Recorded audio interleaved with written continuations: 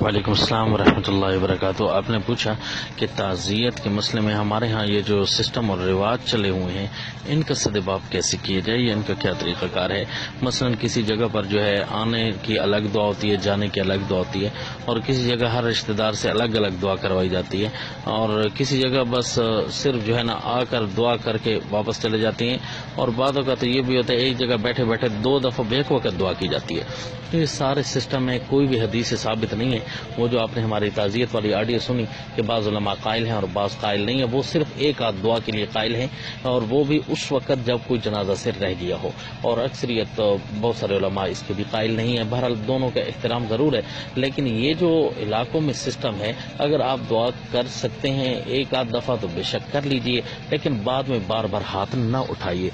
البتہ جو تعزیت کے لیے بیٹھا ہوا ہے تو اس کے لیے حکم تو یہی ہے کہ اس نے تعزیت چونکہ کرنی ہے، لوگوں نے اس کے ساتھ تعزیت کرنی ہے، لہذا اگر کوئی کہے تو وہ ایک دفعہ ہاتھ اٹھا سکتا ہے، کیونکہ یہ حدیث شریف میں مصرح ہے کہ کوئی کسی کو دعا کے لیے کہتا، آپ صلی اللہ علیہ وسلم کو کہتا تو آپ صلی اللہ علیہ وسلم موقع بموقع ہاتھ اٹھا لیتے تھے۔ از خود یہ دعا